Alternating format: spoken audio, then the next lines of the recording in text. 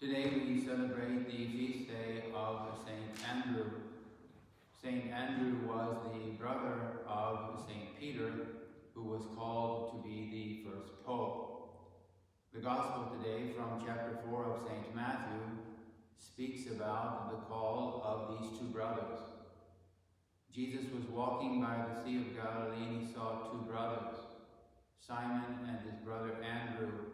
And it says they were casting a net into the sea because they were fishermen. And Jesus says to both brothers, "Come after me, and I will make you fishers of men."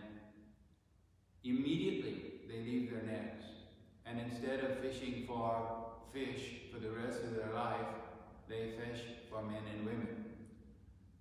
God changed what they fished for.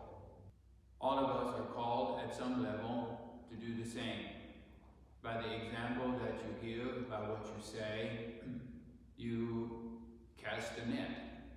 And the net that you cast into the world, other people see. And sometimes they are attracted by the way you live your life, by the virtuous way you live your life, by what you say, what you do.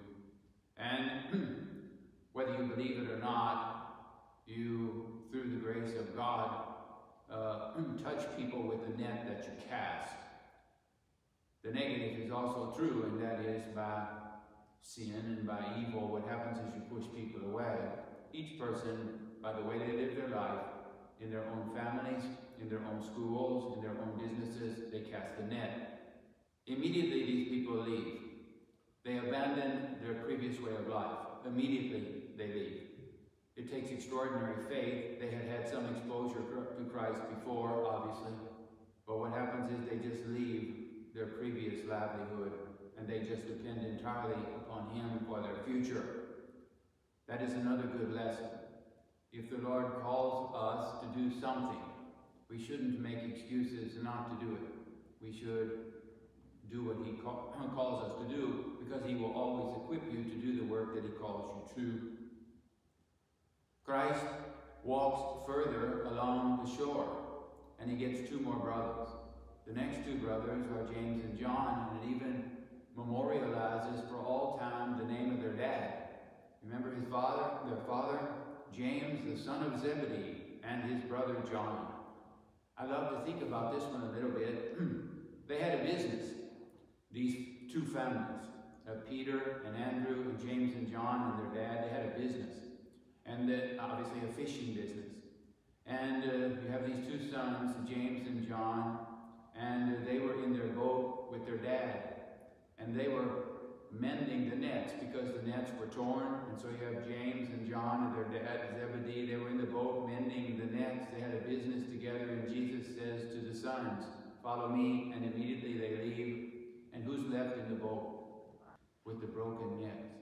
I've often wondered what the reaction of the father was. What do you think the reaction of the father was when Jesus called the two sons? You think he was happy? I personally do. I think that he would have been so happy that those two sons of his were called to be apostles of the Lord. I think that he would have been so pleased, so pleased.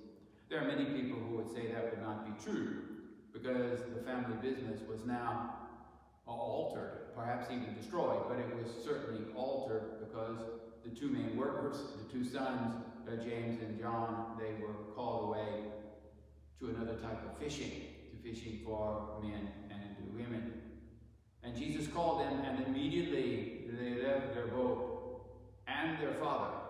They left the boat and their father and followed Him, The first love of all people should not be your family. The first love of all people should be God. What He calls you to do, you should do. Sometimes He calls people to leave their families.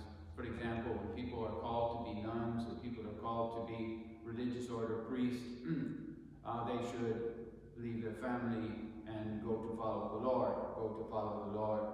As you can tell from the red vestment, St. Andrew, whose feast day we celebrate today, he was martyred.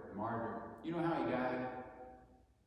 They crucified him too, and he didn't believe that he was worthy to be crucified on a cross that was shaped the same as the cross of Jesus. He was crucified crucified at his request. He was crucified on a cross in the shape of an X, and he was not nailed to the cross, as was Christ. He was strapped. They strapped him to it. There are many pictures of this. I have some here I will show you after the Mass. But there are many pictures of Andrew, just depictions of what it might have looked like. And it is said, according to the tradition, that he hung there dying for days, like 2 or 3 days. And while he was hanging there dying, that people would have come to look at him, to watch him die. And that while he was hanging there dying, that he preached to them, and he converted many people on his death cross, on the cross in the shape of an X, St. Andrew is the patron saint of Scotland. He's also the patron saint of Greece and other nations as well. If you look at the Scottish flag, do you know what is on the Scottish flag? You'll see an X. But it's really not an X. You know what it is? It's the cross of Andrew. I don't know if you ever follow golf or not, but one of the most famous golf courses in the world is in a place in Scotland, the city named what? St. Andrew. And you have the famous St. Andrew's golf course. So Andrew is the patron saint of Scotland. Maybe the message for all of us today is something like this.